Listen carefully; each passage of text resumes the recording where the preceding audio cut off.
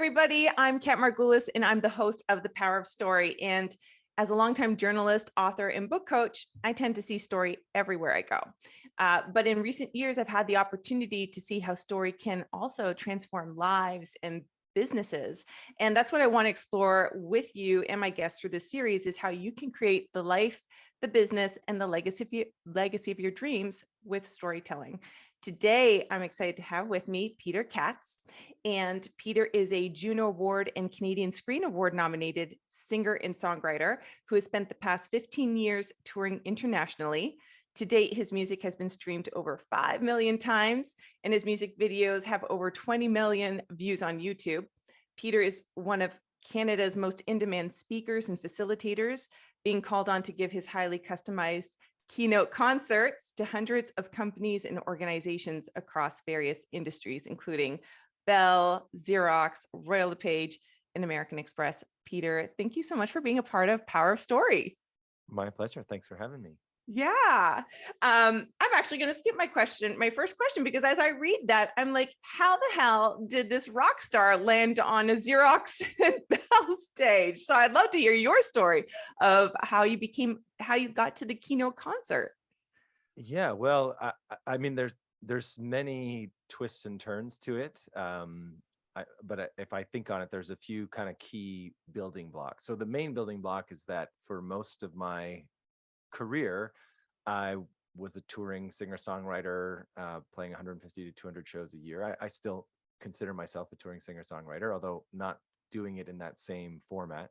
But I was doing 150 to 200 shows a year for years and years and years and years and years.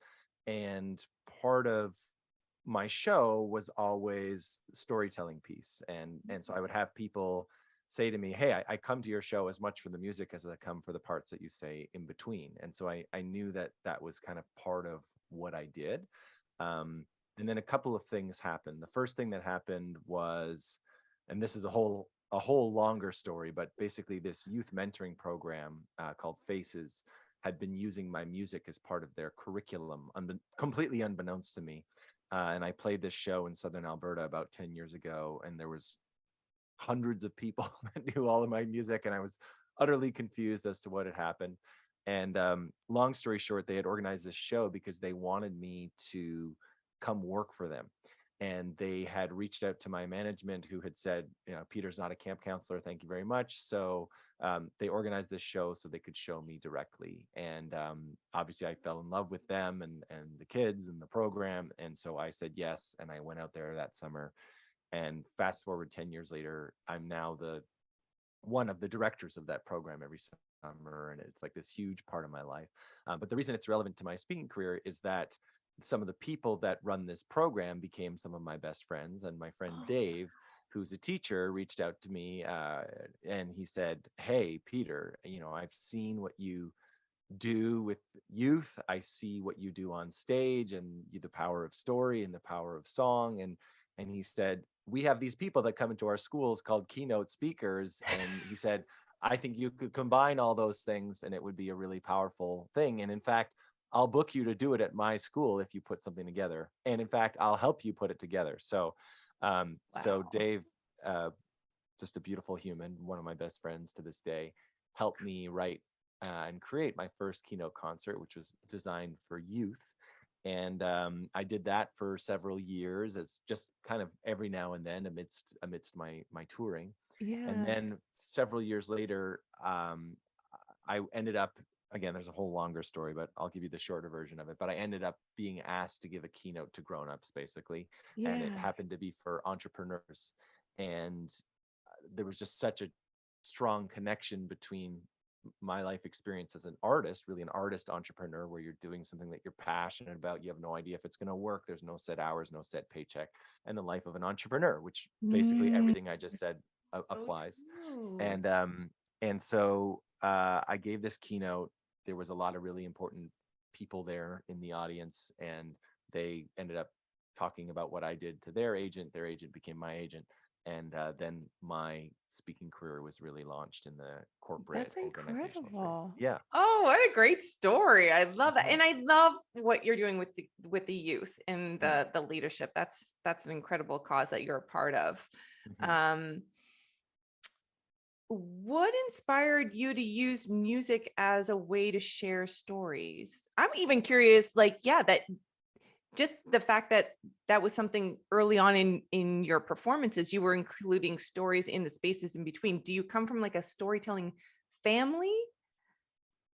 I don't know that I come from well, actually, my brother is a published author. He writes Okay. children's books, so certainly there's there's writing. My sister is a philosophy professor, and my other Cool. sister, worked in communications, and so there's definitely yeah, I guess there's the power of language certainly in my Yeah. family. My mom's a therapist, so there's like, yeah, a lot of communication. But I don't have memories of us sort of sitting around talking about the art of storytelling or anything like that. But I guess I've always seen myself like my entry point into being a singer-songwriter and a musician is I'm not really there because I'm on stage. I'm not really there because I'm playing music. I'm there because I'm sharing songs that I wrote. Like that's the thing that makes me drive through snowstorms and sleep on floors and kind of pursue it as doggedly as I have for so many years is that it's a form of expression, and it just happens to be called a song. Um, and so for me, it was just kind of the most natural thing in the world to sort of share some of the stories behind them, or to Mm. have it be this experiential thing beyond just here's a song and here's a song and here's a song and here's a song. And I'm just reflecting on this in real time as I'm Yeah. talking to you. But I did my degree in theater, and so um, I also had this background of playwriting and of thinking about performance and shows in a holistic way. So it's not Mm. just whatever's happening on stage, it's also the sounds and the lights and the staging and Mhm. the narrative arc. And so I've always kind of thought about it in that way, like what's the beginning, the middle, and the end, and what are the ups and the downs, and what's the kind of hero's journey over the course of the experience. And so um I guess it just feels like they've always sort of naturally been linked for me. Yeah, I don't know that all musicians think that way. I think that's incredible. And I even was at a concert last week, and I think with a lot of concerts that I've been to or musicians, that there is like that awkward space between songs that they don't quite know what to do with themselves. So I think that's amazing. Yeah, it's funny, and this is in the last couple of years I've also been getting really deep into facilitation, and part of your job as a facilitator is to not let the air out of the balloon, right? Like to Mm. keep to keep this space, this Mhm. bubble, and to have it build and grow in this experience. And so I've always been conscious of how do I keep us in this world that we're building here together. Like part of what I love about live performance is that you start at zero, basically. I mean, Chris Rock says that he's like, the first 5 minutes people laugh because I'm famous, and then the rest of the time I have to actually be funny.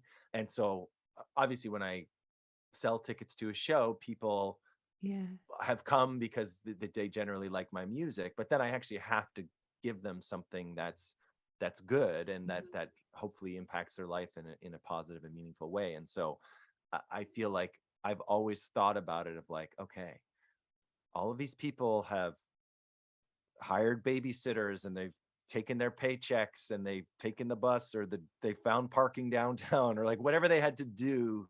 All of this collective energy has come together, not so that they can watch me fail, or like they've come here because they want something, and they want to Mm. have an experience, and they want to walk out changed from how they walked in. Mm. And so how do I honor that? It's I think it's like you think about the entire Mm. experience, and you make it about them instead of about you. And so for me, i- yeah, it's not enough for it to just be songs. It's like Yeah. what's the whole experience. And I think storytelling and the way that I'm engaging with the audience all around the songs, that is part of that Yeah. bubble. I think that's incredible. And it's so in alignment with some of the conversations I'm having this week already. Because, as a writer, in the land of books that may take a really long time before they reach the reader, I kind of follow my fairy muse. Hmm. And what I'm hearing is like just the thinking of the audience first and the person receiving it first, and what is it Mhm. they need and how do you serve them? And yeah, really, really cool. I'm curious, what did it take you, because it's a personal act, what did it take you to get up on stage and like pour your heart out for people? Pure folly. Um, I, I think I've often felt like it's almost something that I can't help. In some ways, like I would define it as an affliction. And so like I I don't wish it to no longer be there anymore. So I want to choose my words wisely because I'm grateful for that part of me that loves to do that. And there's also part of me that's like, can't I just have an experience in my life and not need to turn it into something and process it and make a piece of art out of it? But no, I can't. Like if something significant happens, or if I have a big feeling, or I have a thought, or I just there's constantly this impulse to be like, oh, I should turn that into something. And then once I turn it into something, then I want to share it. Like you want to kind of bounce it off the walls and see what comes back, or fly it up the flagpole and see who's Yeah. drawn to it.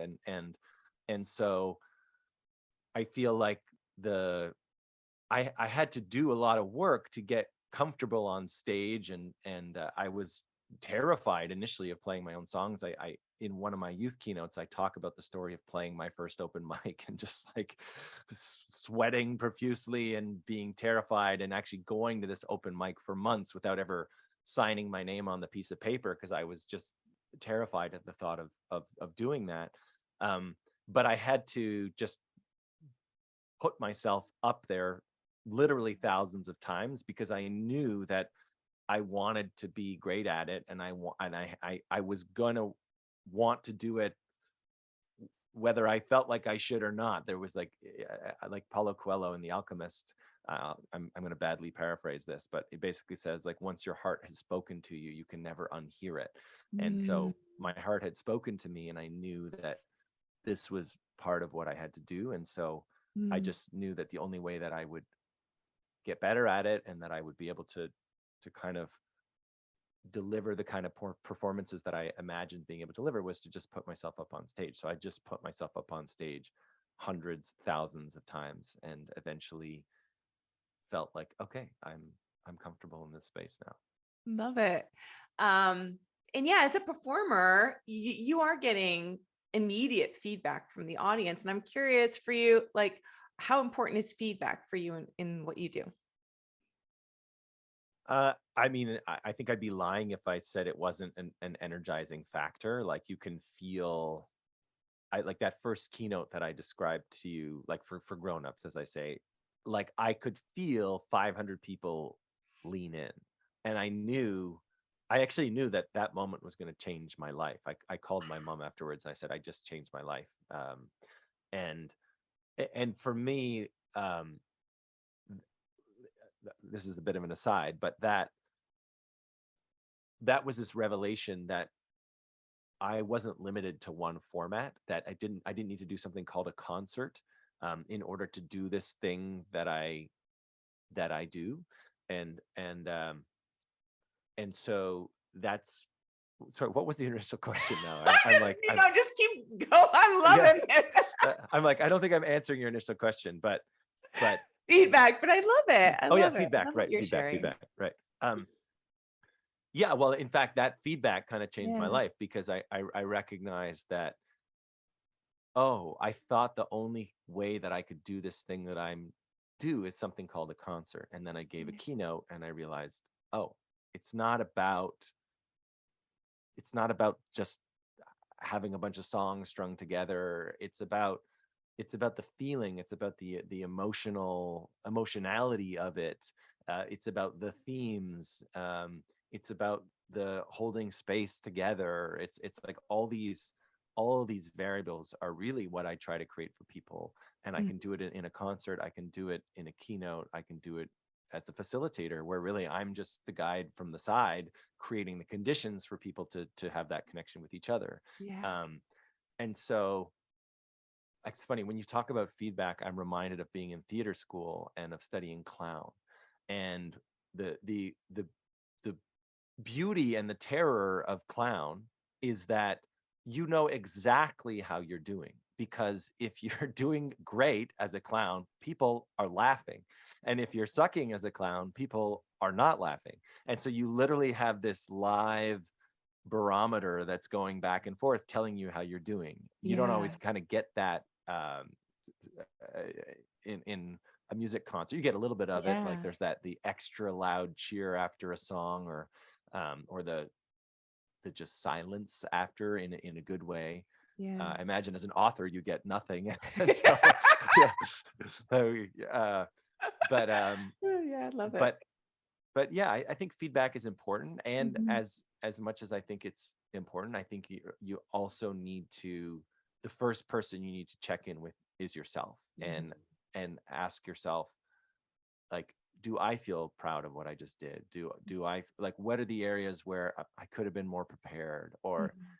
or what are the things that I felt as I sang that second verse? Do I think, oh, I'm a little sheepish singing that lyric? Like, I think I could go back and rewrite that lyric, and I Mhm. could feel more proud to sing a better lyric. Or so ultimately, I think when I think of feedback, I have to check in with myself first, Mhm. and then kind of open myself up to what comes next, and also be willing to kind of suck at something for a period of time where you don't necessarily get the feedback that you love to get, but you're kind of sucking at this thing for a period of time because you're on a Mhm. path towards trying out new material, or like exploring something that you don't quite know how to do yet, but the only way that you're going to get there and get the glorious feedback is by sort of bashing around a little bit first. Yeah, I love that. I love that. And that willingness to go through that period of time where it's like, Mm, this is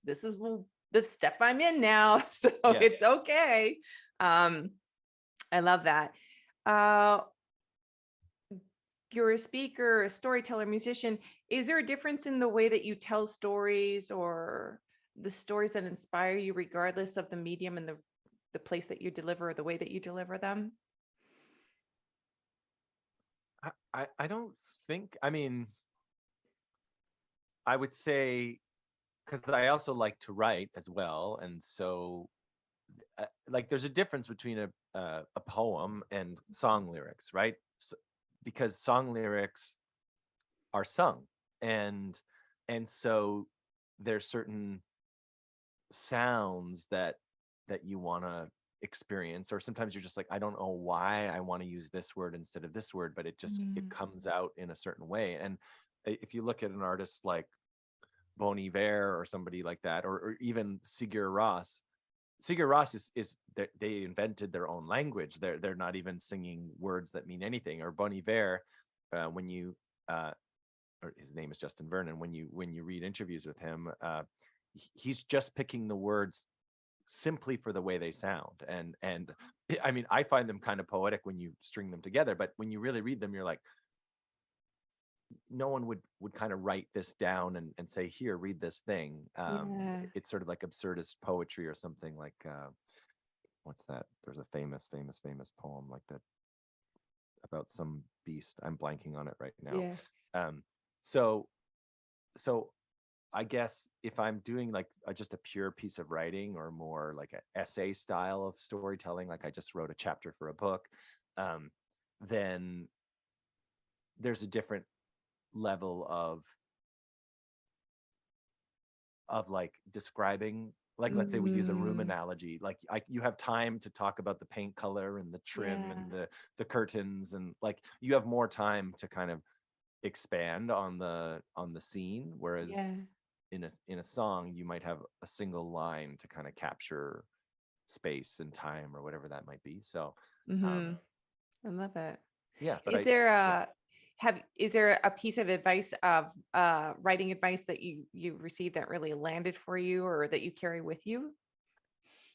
Yeah, I think the number one thing for me is that, like, when there's like different stages to creating something, and the most important stage is that initial stage where you're just like digging through the dirt. And in that moment, there is no place at all for your brain. Like, there's no place for an analytical part of you to be on. So, like, one of my favorite writing exercises um, is that I just put on like a random piece of instrumental music or something, or not, or just silence, and I just write. And Mm. the rule is that I must not stop writing. Like, I just have to keep writing. And even if I write the word banana 500 times, like, what's the word that's going to come after the 500th banana? And I just write, and I write, and I write, and I write, and I write. And there's always a moment where I desperately want to stop, and that's the moment that I keep going. And so it's like, I mean, Stephen Pressfield, like in the War of Art, like he talks about like resistance, I think is the word that he uses. And there's basically always something that's trying to spit you out, because it's hard, right? It's Yes. harder than sitting on the Mhm. couch watching Netflix, eating pizza. Like, it's harder than that. And Yes. so it's your job, I think, to be disciplined enough to just get into the flow and stay there for as long as you humanly possibly can. Afterwards, by all means, turn that brain on and get into editing, and it's used the same word 3 times, and like, sure. Yeah. But the number one thing for me is getting out of the way when you're channeling that that lava. Like, Mm. you don't know what you're shaping yet. You're just opening the flow valve. I love it. I love that. Um, what are the keys to a great story for you? Well, I think that you want to see yourself in the story. Like, this is from my theater background. Like, when you're an actor and you're playing a villain, for example, you don't sit there and play the villain. You play the truth of that person. And Mm. so that person has their life experiences, or maybe their traumas, that are causing them to act in a villainous way. But they're not sitting around thinking I'm a villain. They're sitting around thinking I'm justified in doing whatever it is that I'm doing.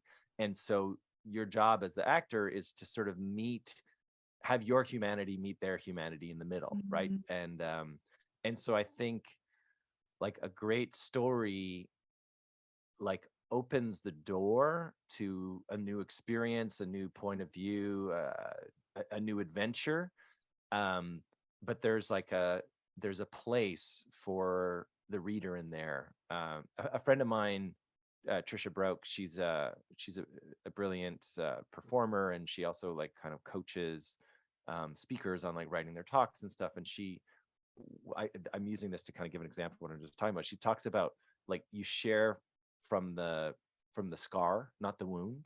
And so Oh. it's such a great Mhm. line. And so because when you share from the wound, like, the reader's anxious. They can't kind of meet you there, because they're like, oh my gosh, is this person okay?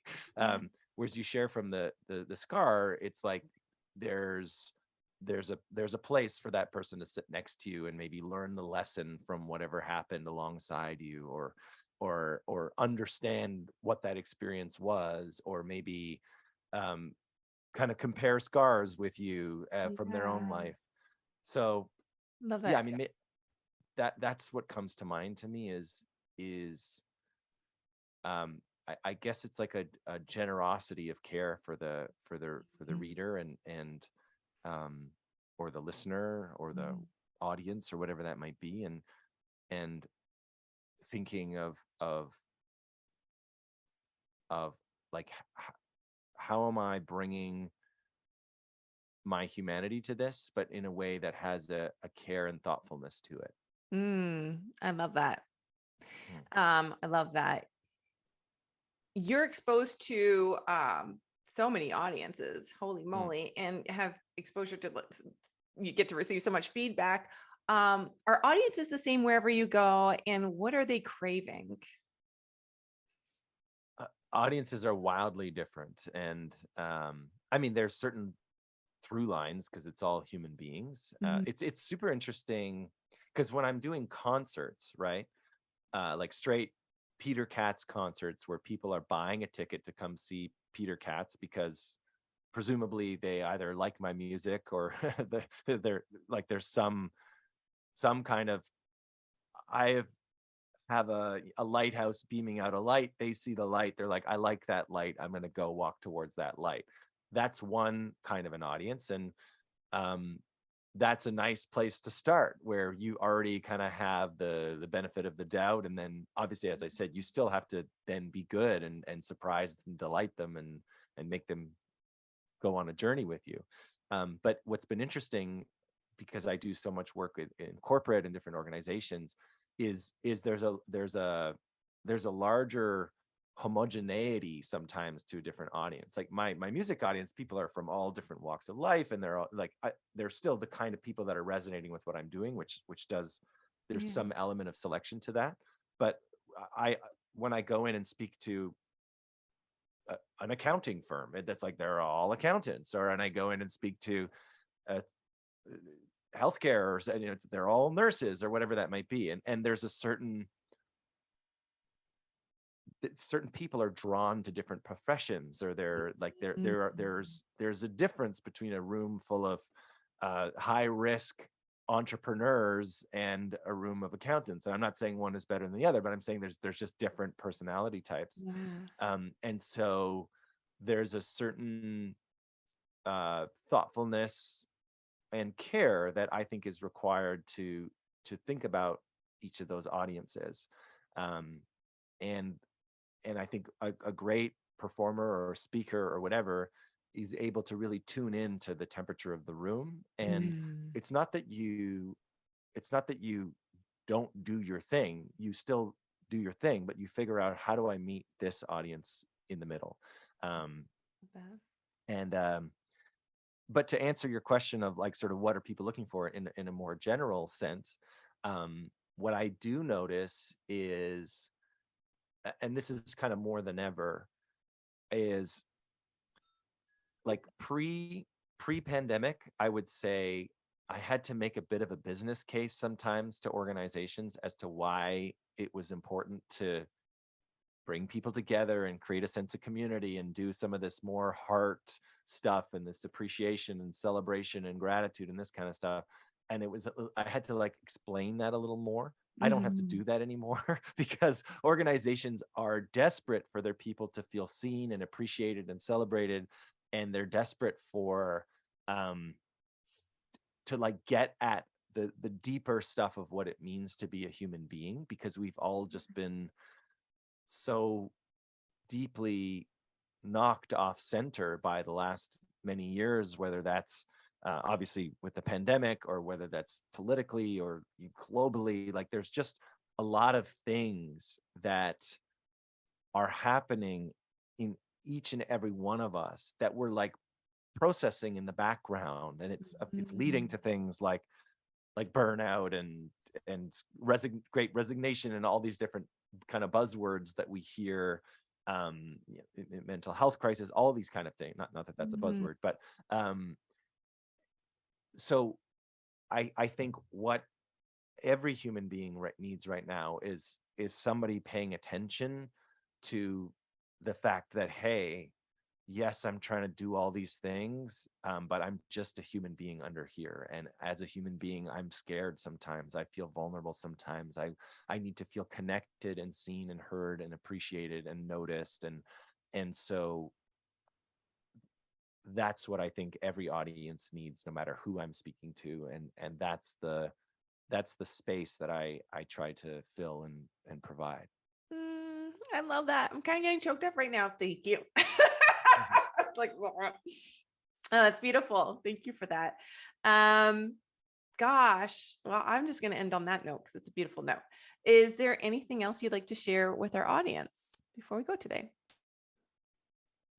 Uh, well, I guess something that I like everybody to know, this is a bit of a mandate of mine, and I don't know that I've really said this out loud that much, but I really see everybody as a storyteller, as a creator. And I've never liked this line in the sand between, oh, that person's an artist or that person's creative and I'm not. Because I remember when my mom was about to retire, she worked as a therapist and she worked as a nurse. And then in her final kind of phase of her career, was a she ran like a visiting nurses association. So she kind of put both hats on. And one of her final projects was she built this day center for seniors that they could come and drop in and socialize Mm. and she gave me a tour of the place, and she's like, okay, like, well, this is, we put the entrance here and we hung this here so that they would see this and feel this way, and then okay, we put the chairs over here, and then the kitchen is here so that you can still be talking to people while you're in the kitchen, and then there's a special room over here with for people that have dementia and need sort of little sensory stimulation. And I was looking at my mom and I was like, oh, like my mom's an artist because she's thinking creatively and she's making choices and putting things together. And then you look at the way a teacher teaches their class, or the way a parent parents their child, or like there's a million ways Mm. that we are all creative and having to like put things together that haven't necessarily been put together. And so my encouragement to people is to just see yourself that way. Know that you're having an experience, you're constantly processing information, you're constantly putting things together. Nobody else is having the exact same experience as you, and just kind of trust that there's a little antenna on the top of your head that stuff is beaming into, and like show some respect and love to that antenna and be curious about it and say, hey, antenna, Mm. like, what do you want me to know? Or how do you feel about this thing? And I don't know, put your fingers on the keyboard or pen to paper or open a Mm. voice memo and see what comes out. I'm always beautifully surprised by what happens when you give people a platform to express themselves. Oh, I love that. All the good feelings today. Thank you, Peter. That was wonderful. Thank you for being on the show and sharing your beautiful, authentic, generous self with this audience. My pleasure. Awesome. Well, everybody, there will be deets on Peter for more information in the show notes, and know that there's a Power of Story workshop happening October 24th. Info on that to come, and more amazing interviews on their way. So thank you, Peter. Thank you to you guys watching at home, and I'll see you soon. Bye. Thank you.